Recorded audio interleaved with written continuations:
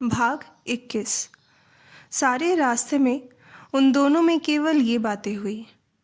नलिनी ने पूछा, क्या आपने उपहार देने की बात कही थी? नरेंद्र ने थके स्वर में कहा, और किसी दिन बताऊंगा, आज नहीं। बांस के पुल के पास आकर नरेंद्र ने सहसा खड़े होकर कहा, आज मुझे क्षमा करना होगा, मैं वापस चला। लेकिन नलिनी को परेशान देखकर बोला, मैं जानता हूँ यह भारी अन्याय है, लेकिन तो भी आपको क्षमा करना होगा। अब मैं किसी प्रकार चल नहीं सकता। अपनी मामी से कह दीजिएगा, मैं किसी और दिन आकर।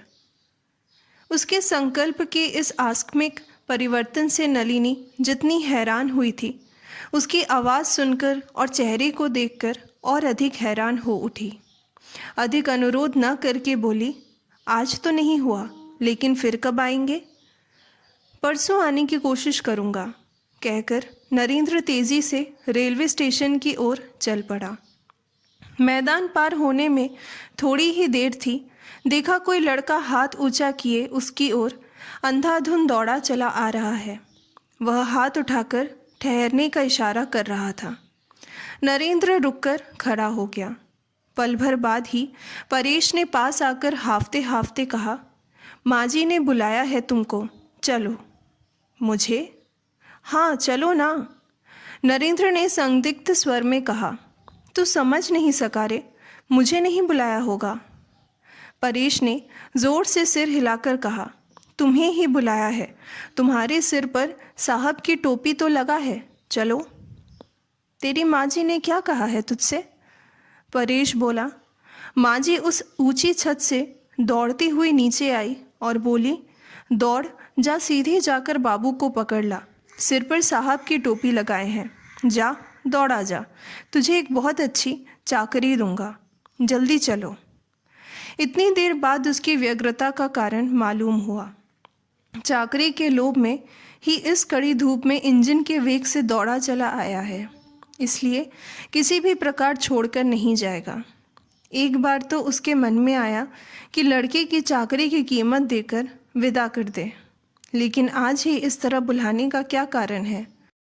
इस कौतूहल को वह किसी प्रकार दबा न सका, लेकिन जाना उचित है या नहीं, यह तय करने में उसे कुछ देर लगी। अंत तक कुछ भी तय नहीं हुआ। फिर भी उसके अनिश्चित पग धीरे धीरे उसी ओर बढ़ने लगे। रास्ते भर वह बुलाने का कारण खोजकर मन भरता रहा, लेकिन उसकी समझ में नहीं आया कि बुलाना ही सबकी अपेक्षा बड़ा कारण है। बाहर के कमरे में पाँव रखते ही विजया सामने आ खड़ी हुई। दोनों भीगी आंखें उसके मुंह पर गड़ाकर तीखी आवाज़ में बोली, आप भी खूब हैं जो बिना खाए पिए इस समय चले जा रहे हैं। मैं तो झूठ मूठ नाराज़ हो जाती हूँ, बहुत बुरी हूँ। और आप? नरेंद्र ने गहरे आश्चर्य से कहा, किसने कहा आप बुरी हैं? विजया के होंठ कांपने लगे। बोली, आपने नलिनी के सामने इस प्रकार मेरा अपमान क्यों किया? मेरा ही अपमान किया और मुझे ही दंड देने के लिए बिना खाए चले जा रहे हैं? क्या बिगाड़ा है आपका मैंने? कहते कहते उसकी दोनों आंखें भर आई। आंसुओं को संभालने के लिए जल्दी से मुड़कर खड़ी हो गई। नरेंद्र हैरानी में डूबा ताकता रहा। वह जिस प्रकार इस अभियोग का उत्तर नहीं खोज पा रहा था, उसी प्रकार इसका कारण भी नहीं खोज पा रहा था। बैरा कह गया कि स्नान के लिए जल तैयार है। विजया ने शांत स्वर में कहा, अब और देर न कीजिए, जाइए। स्नान करके नरेंद्र भोजन करने बैठा तो विजया एक पंखा हाथ में लेकर उसके पास आ बैठी। लज्जा की आंधी बहुत ही चुपके से उसके समूचे अस्तित्व को झकझोर कर निकल चुकी थी। हवा करने को उद्यत देख नरेंद्र ने सकुचा कर कहा, हवा करने की आवश्यकता नहीं है, पंखा रख दीजिए। विजया ने मुस्कुराकर कहा, आपको भले ही ना हो, लेकिन मुझे तो है। बाबूजी कहते थे, नारी जाति को कभी खाली हाथ नहीं बैठना चाहिए। नरेंद्र ने कहा, आपका भोजन भी तो नहीं हुआ है। विजया ने कहा, पुरुषों का भोजन हुए बिना हम लोगों को नहीं खाना चाहिए। नरेंद्र खुश होकर बोला, तब तो ब्राह्मण होने पर भी आपका आचार व्यवहार हम लोगों जैसा ही है। इसमें चकित होने की तो कोई बात नहीं। हम लोग न तो विलायत से आए हैं और न काबुल से। हमें अपना आचार व्यवहार मांगना पड़ा है, बल्कि ऐसा न होने पर ही आश्चर्य की बात होती। नौकर ने दरवाजे के पास आकर कहा, माँ, गुमाश्ता जी हिसाब की बही लिए नीचे खड़े हैं। इस समय क्या उनसे जाने को कह दूँ? विजया ने गर्दन हिलाकर कहा, हाँ, मुझे समय नहीं मिलेगा, उनसे कल आने को कहो। नौकर के जाने के बाद नरेंद्र ने विजया के मुंह की ओर देखते हुए कहा, इस बात से मुझे अधिक आनंद प्राप्त होता है। कौन सी बात? नौकरों का यह संबोधन। अब ब्राह्मण महिला है, आलोक प्राप्त हैं, विशेष रूप से धनाढ्य भी हैं। आजकल मुझे ऐसे ही आलोक प्राप्त घरों में इलाज के लिए जाना पड़ता है। उनके नौकर चाकर स्त्रियों से कहते हैं मेम साहब। वे जानते हैं कि वास्तविक मेम साहब उन्हें किन आँखों से देखती है, इसलिए शायद वेतन पाने वाले नौकरों में मेम साहब कहलाकर अपनी मर्यादा बचाए रखती हैं। यह कहकर उसने अपने उन्मुक्त ठहाके से कमरा भर दिया। विजया भी हंस पड़ी। नरेंद्र ने हंसी रुकने पर कहा, मानो घर की दासियां और नौकरों के मुंह से माजी की अपेक्षा मेम साहब कहलाना अधिक सम्मान की बात हो। पहले दिन समझ ही नहीं सका कि बैरा मेम साहब कहता किसे है। वह क्या बोला जानती है? बोला, मैंने बहुतों से साहबों के घरों में नौकरी की है। असली मेम साहब क्या है सो मैं खूब जानता हूँ। उस घर का एक नया हिंदुस्तानी दरबान मालकिन को माई जी कह बैठा। इस पर मेम साहब ने उसे 1 रुपया जुर्माना ठोक दिया। चाकरी बनी रही, यही उसका सौभाग्य है। ऐसे ही वह नाराज़ हुई थी। अच्छा, आपने भी लगता है ऐसे बहुत सी देखी होंगी। विजया ने हंसकर गर्दन हिलाई। नरेंद्र ने कहा, अब मुझे एक दिन देखना है कि इन सब मेम साहबों के लड़के लड़कियां माँ को माँ कहते हैं या मेम साहब। कहकर अपने मजाक के आनंद से उसने एक बार फिर कमरा फाड़ देने की तैयारी की। विजया ने मुस्कुराते हुए कहा, खा पीकर सारे दिन मज़े से पढ़ाई चर्चा कीजिएगा, मुझे कोई आपत्ति नहीं, लेकिन क्या आप मुझे खाने नहीं दीजिएगा?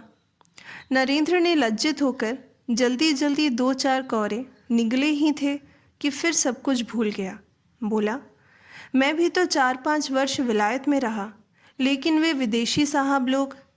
विजया ने फिर तर्जनी उठाकर कृत्रिम शासन करने के अंदाज में कहा, फिर वही पराई निंदा। अच्छा, अब नहीं, कहकर उसने फिर खाने में मन लगाकर कहा, लेकिन अब और नहीं खा सकता।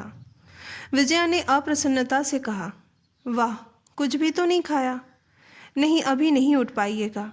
अच्छा, ना हो पराई नंदा करते करते ही अनमने होकर खाइए, मैं कुछ ना बोलूँगी।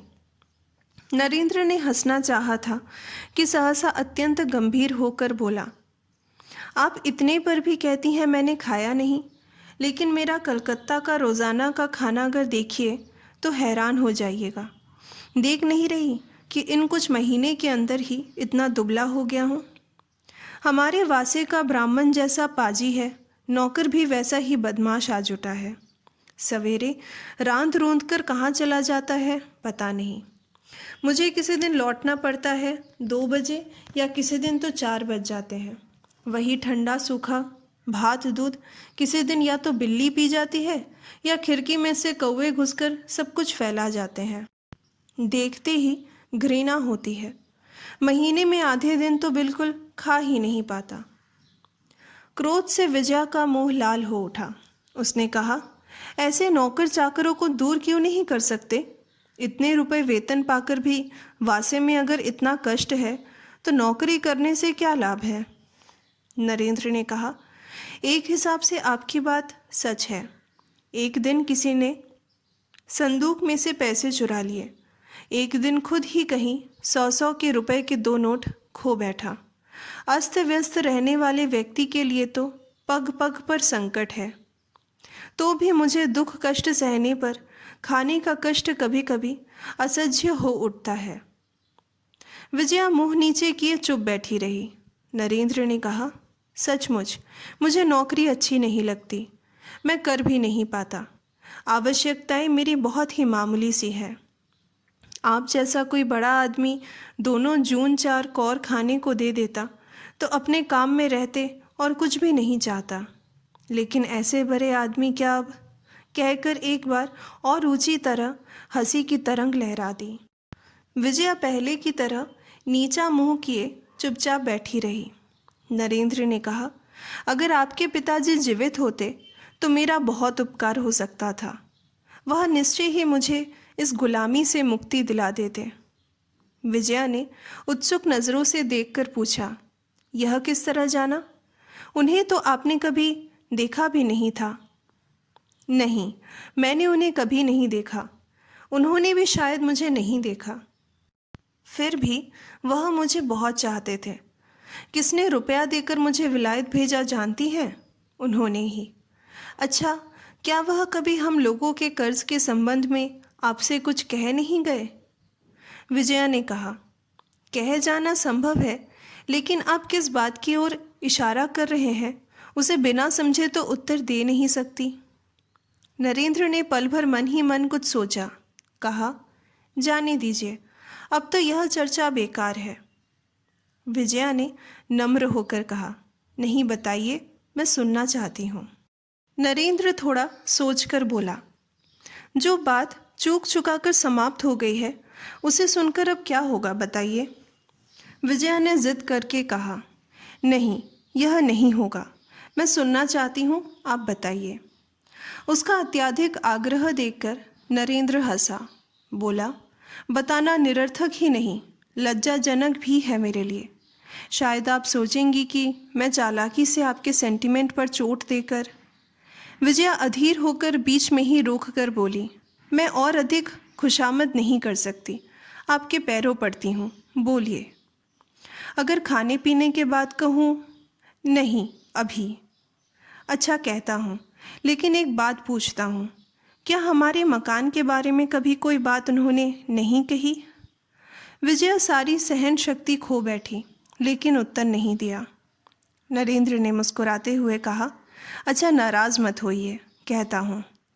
जब मैं विलायत गया था तभी मैंने पिताजी से सुना था कि आपके पिताजी ही मुझे भेज रहे हैं। आज 3 दिन हुए दयाल बाबू ने मुझे पत्रों का एक बंडल दिया है। जिस कमरे में बहुत सा टूटा फूटा सामान पड़ा है, उसी की एक टूटी हुई मेज़ की दराज में यह चिट्ठियाँ थीं। पिताजी की चीज़ होने के कारण दयाल बाबू ने मुझे दे दी। पढ़कर मैंने देखा उनमें से 2 चिट्ठियाँ आपके पिताजी के हाथ की लिखी हुई हैं। आपने शायद सुना है कि अंतिम दिनों में पिताजी ने कर्ज के कारण जुआ खेलना शुरू कर दिया था। शायद यह इशारा ही एक चिट्ठी के आरंभ में था और उसके बाद उपदेश के बहाने तसल्ली देते हुए पिताजी को लिखा था, मकान के लिए चिंता करने की ज़रूरत नहीं, नरेंद्र मेरा भी तो लड़का है, मकान उसे ही मैंने दहेज में दिया। विजया ने मुंह उठाकर पूछा, इसके बाद? नरेंद्र ने कहा, इसके बाद अनेक बातें हैं, लेकिन यह पत्र बहुत दिनों पहले का लिखा हुआ है। संभव है बाद में उनका विचार बदल गया हो, इसलिए उन्होंने कोई बात आपसे कह जाना आवश्यक न समझा हो। पिता की अंतिम इच्छाएं विजया को अक्षर अक्षर याद हो आई। उसने एक लंबी सांस लेकर कहा, तो फिर मकान का दावा कीजिएगा, और हंस दी। नरेंद्र भी हंस पड़ा। इस प्रस्ताव को अच्छा मजाक समझकर बोला, दावा ज़रूर करूँगा, आपको ही गवाह बनाऊँगा और आशा करता हूँ कि आप सच ही सच बोलेंगी। विजया ने गर्दन हिलाकर कहा, ज़रूर, लेकिन आप मेरी गवाही क्यों मानेंगे? नरेंद्र ने कहा, नहीं तो प्रमाणित कैसे होगा? मकान वास्तव में मेरा है, यह बात तो अदालत में साबित करनी ही पड़ेगी। विजया गंभीर होकर बोली, दूसरी अदालत की ज़रूरत नहीं है, बापू का आदेश ही मेरा अदालत है। मैं यह मकान आपको लौटा दूंगी। उसके चेहरे और स्वर ठीक रहस्य के समान अवश्य ही न जान पड़े, लेकिन उसके अतिरिक्त और क्या हो सकता है सो भी नहीं जान सका। विशेष रूप से कुछ कह पाना अत्यंत कठिन था, इसलिए नरेंद्र स्वयं भी बनावटी गंभीरता के साथ बोला, उनकी चिट्ठी देखे बिना ही मकान दे दीजिएगा?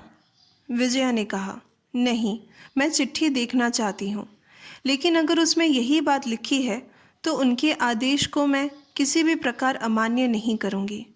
नरेंद्र ने कहा, इसका भी क्या प्रमाण है कि उनका अभिप्राय अंत तक यही था? नहीं था, इसका भी तो प्रमाण नहीं है। नरेंद्र ने कहा, लेकिन अगर लूँ, दावा न करूँ? विजया ने कहा, यह आपकी इच्छा है, लेकिन वैसी हालात में आपके बुआ के लड़के भी तो हैं। मेरा विश्वास है अनुरोध करने पर वे लोग दावा करने को तैयार हो जाएंगे। नरेंद्र ने हंसकर कहा, यह विश्वास मेरा भी है, यहाँ तक कि सौगंध खाकर कहने को तैयार हूँ। विजया ने हंसी में योग नहीं दिया, चुप बैठी रही। नरेंद्र ने कहा, यानी मैं लूँ चाहे ना लूँ, आप देंगी ही? विजया ने कहा, मेरी प्रतिज्ञा है कि पिताजी की दान दी गई कोई भी वस्तु मैं नहीं हड़पूंगी।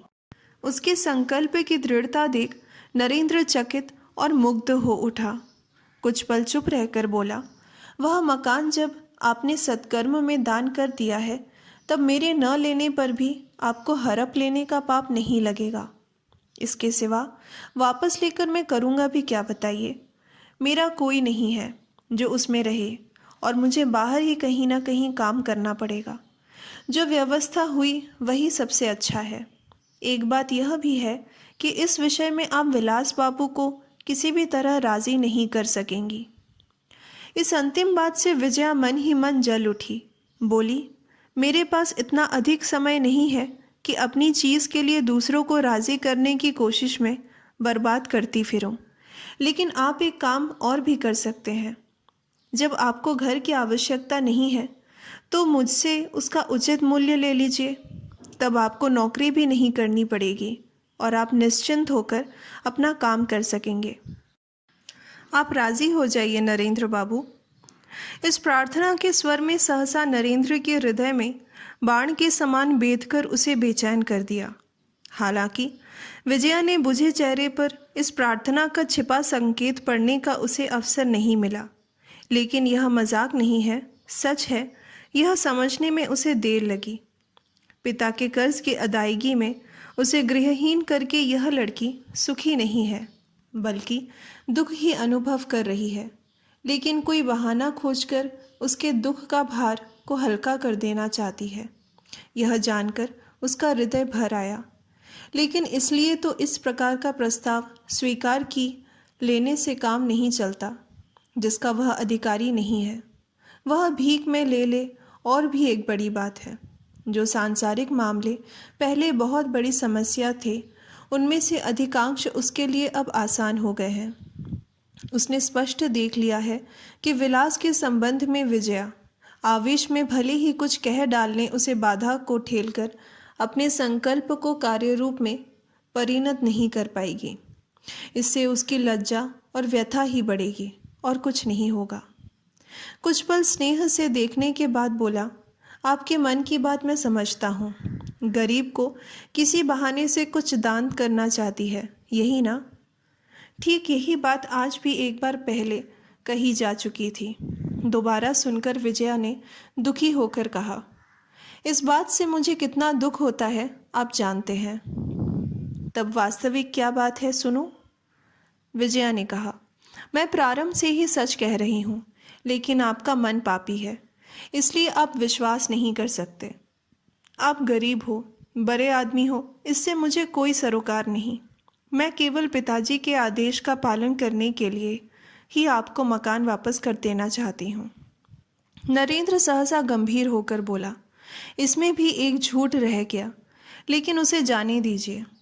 आप बहुत बड़ी प्रतिज्ञाएं तो कर रही हैं, लेकिन पिताजी के आदेश के अनुसार वापस करना पड़ा तो और कितनी चीज़ें ही देनी होंगी सो जानती हैं। केवल यह मकान ही तो नहीं है। विजया ने कहा, अच्छी बात है, लीजिए, अपनी सारी संपत्ति वापस ले लीजिए। नरेंद्र ने हंसकर कहा, खूब ऊंची आवाज़ में जोर देकर मुझसे दावा करने को कहती हैं। यहाँ तक कि अगर मैं दावा नहीं करूँगा तो मेरी बुआ के लड़कों से दावा करने को कहेंगी। यह भय भी दिखाती हैं, लेकिन जानती है उनके आदेश के अनुसार मेरा दावा कहाँ तक पहुँच सकता है? केवल यह मकान और कुछ बीघे ज़मीन ही नहीं, उससे बहुत अधिक। विजया ने उत्सुक होकर कहा, पिताजी ने आपको और क्या क्या दिया है? उनकी यह चिट्ठी भी मेरे पास है, जिसमें उन्होंने केवल इतना दहेज देकर ही मुझे विदा नहीं किया है, बल्कि यहाँ जो कुछ आप देख रही हैं सभी कुछ उसमें शामिल है। मैं दावा केवल उस मकान पर ही नहीं कर सकता, बल्कि यह घर, यह कमरा, ये टेबल, ये कुर्सियाँ, आईना, घर में दास दासी, अमला कर्मचारी और उनके मालिक तक पर दावा कर सकता हूँ। जानती हैं, पिताजी का आदेश दीजिएगा वह सब। विजया पैर के नाखून से सिर के बालों तक सिहर उठी, लेकिन वह कोई उत्तर न दे नीचे मुंह किए काठ की मूर्ति के समान बैठी रही। नरेंद्र ने ताना मारते हुए कहा, क्यों, दे देंगी? एक बार न हो तो विलास बाबू से अकेले में सलाह कर लीजिएगा, कहकर हंसने लगा। लेकिन विजया के मुंह उठते ही हंसी चोट खाकर रुक गई। विजया के चेहरे पर जैसे रक्त का आभास तक न था। उसके रूखे पीले मुंह की ओर देखकर नरेंद्र उद्विग्न और परेशान होकर बोल उठा, आप पागल हो गई हैं क्या? मैं क्या सचमुच इन सब का दावा करने जा रहा हूँ? और क्या दावा करते ही सब पा जाऊँगा? बल्कि मुझे ही पकड़कर पागल खाने में बंद कर दिया जाएगा। विजया ने जैसे कुछ सुना ही नहीं, बोली, कहाँ है पिताजी की चिट्ठियाँ? नरेंद्र ने आश्चर्य से कहा, चिट्ठियाँ? क्या मैं जेब में लेकर घूम रहा हूँ? और उन्हें देखने से आपको क्या लाभ होगा? लाभ जो भी हो, दरबान के हाथ दोनों चिट्ठियाँ आज ही भेज दीजिएगा। वे आपके साथ कलकत्ता जाएगा। इतनी जल्दी? हाँ।